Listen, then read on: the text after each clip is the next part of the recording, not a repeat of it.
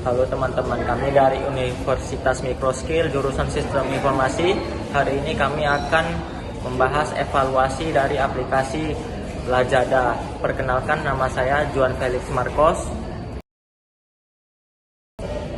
Perkenalkan, nama saya Kevin.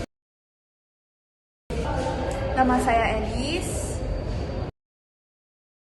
Nama saya Jocelyn. Nama saya Rahel.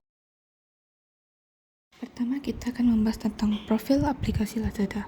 Lazada adalah platform e-commerce yang beroperasi di Asia Tenggara sejak tahun 2012. Aplikasi ini menyediakan berbagai produk, mulai dari elektronik, pakaian, peralatan rumah tangga, hingga barang kebutuhan sehari-hari. Lazada menawarkan kenyamanan kepada konsumen dan pedagang melalui berbagai fitur, seperti kemudahan pembayaran, pengiriman cepat, dan berbagai promosi menarik. Platform ini mendukung banyak metode pembayaran, seperti kartu kredit, dompet digital, dan pembayaran tunai melalui metode COD or Cash on Delivery. Yang kedua, cara aplikasi Lazada mengetahui perilaku konsumen dalam memiliki produk unggul. Lazada memiliki analitik data dan teknologi machine learning untuk mempelajari perilaku konsumen.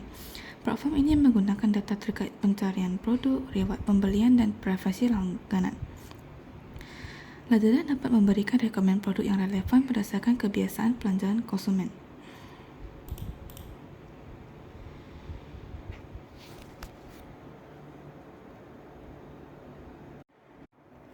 Nah, di sini adalah pencaharian di Lazada.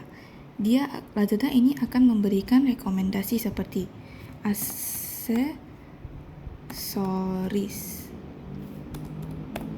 Nah, dia akan mengeluarkan berbagai rekomendasi aksesoris seperti aksesoris rambut, sepeda, akuarium, dan dalam mobil.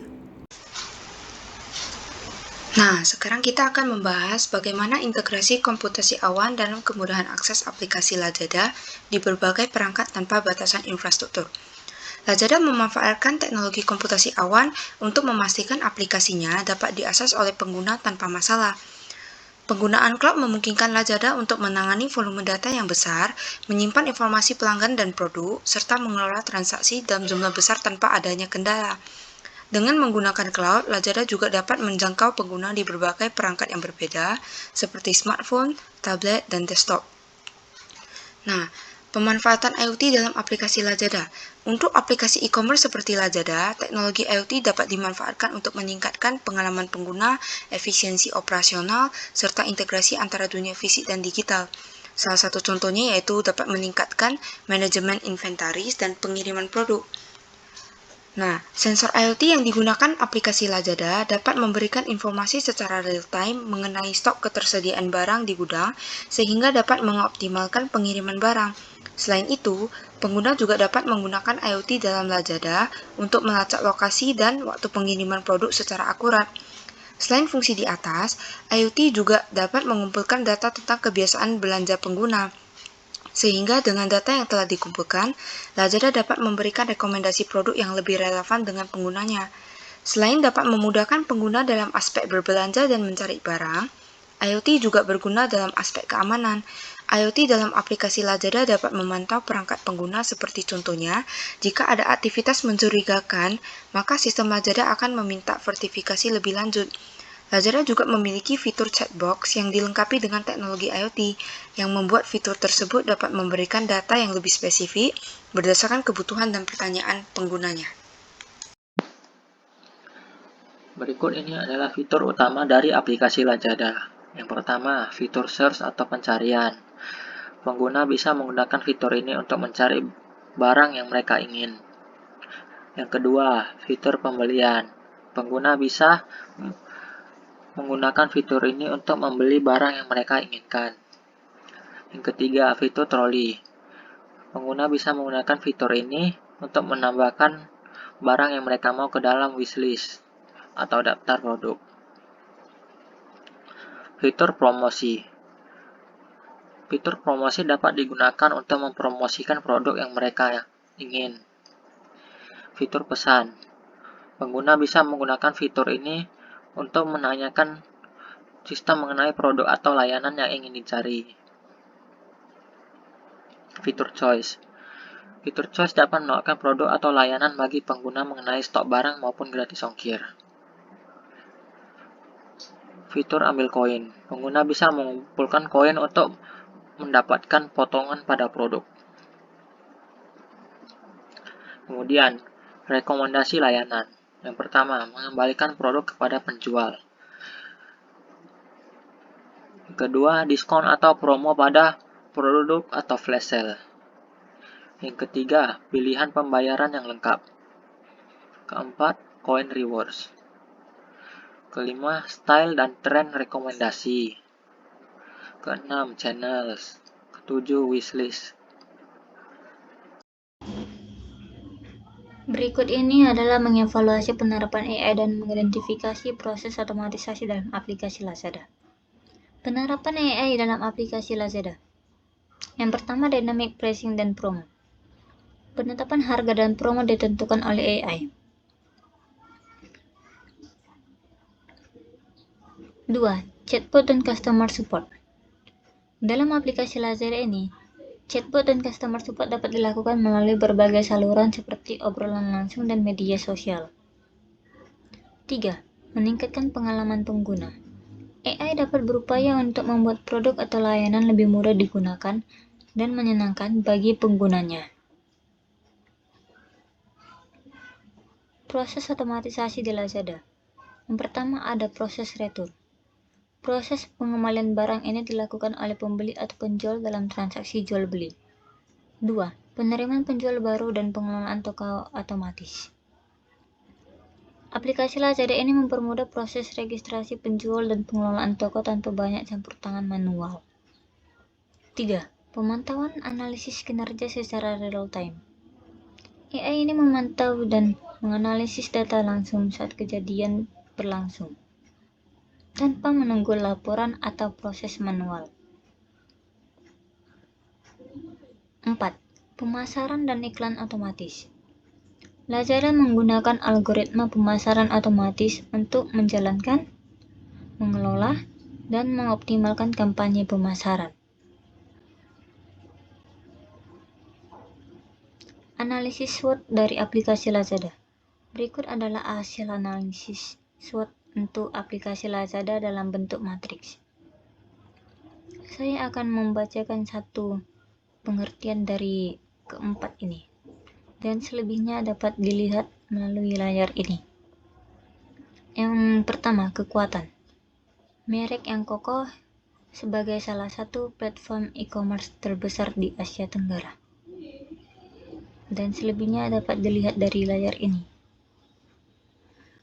Dan kedua, kelemahan. Ketergantungan pada teknologi canggih yang memerlukan investasi besar. Selebihnya dapat dilihat dari layar ini. Dan ketiga, peluang. Peluang untuk memperluas layanan ke wilayah baru atau menghadirkan fitur inovatif seperti belanja berbasis teknologi AR atau VR. Dan selebihnya dapat dilihat dari layar ini. Dan yang terakhir, keempat, ancaman. Ketergantungan pada jaringan internet yang dapat membatasi pengguna di wilayah tertentu. Dan selebihnya dapat juga dilihat dari sini. Analisis ini memberikan pandangan strategis tentang posisi Lazada di pasar, membantu mengenali kekuatan yang bisa dimanfaatkan, kelemahan yang perlu diperbaiki, peluang yang dapat dioptimalkan, serta ancaman yang harus diantisipasi.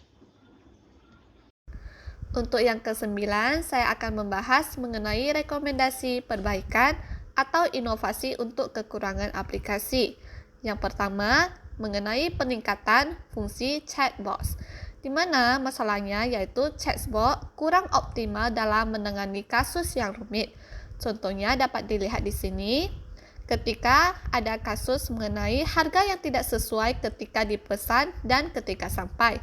Lalu di-reply dari pihak Lazada mengenai cara-caranya, silakan cek kembali dengan cara masuk ke detail pesanan, klik akun, klik lihat semua pesanan, pilih nomor pesanan yang ingin dicek.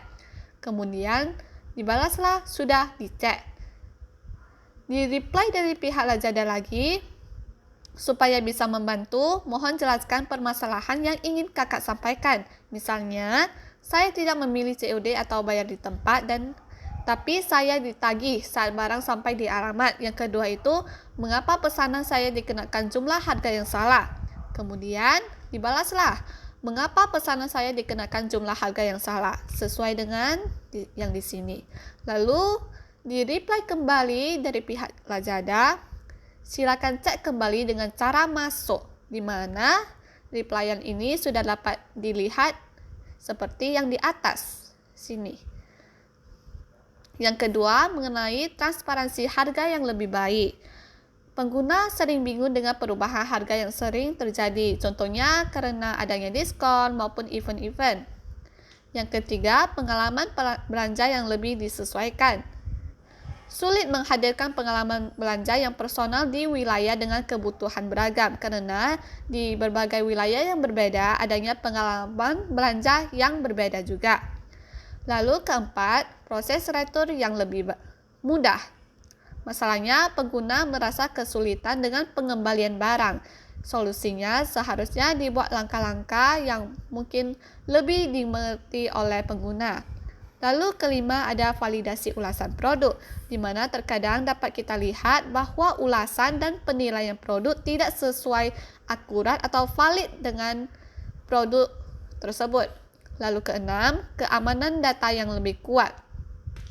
Karena banyaknya transaksi yang dilakukan, maka risiko keamanan data tinggi. Solusinya, gunakan teknologi blockchain untuk meningkatkan keamanan dalam proses pembayaran dan melindungi data pengguna. Yang ketujuh itu, pengiriman yang lebih fleksibel.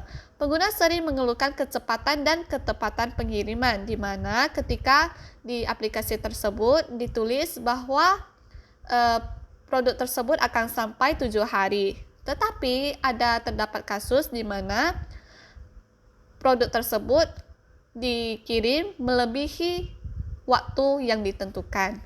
Yang ke-8 itu edukasi fitur aplikasi, di mana masalahnya pengguna kurang memahami beberapa fitur penting, sehingga seharusnya adanya tutorial maupun langkah-langkah yang dapat menjelaskan fitur-fitur tersebut.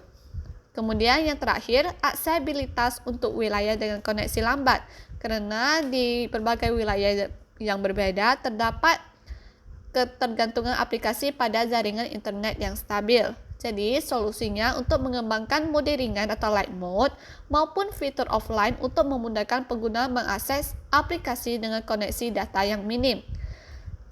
Maka kesimpulannya, melalui penerapan rekomendasi ini, Lazada dapat memperbaiki kelemahan yang ada, meningkatkan pengalaman pengguna, dan memperkuat posisinya sebagai platform e-commerce terkemuka di Asia Tenggara.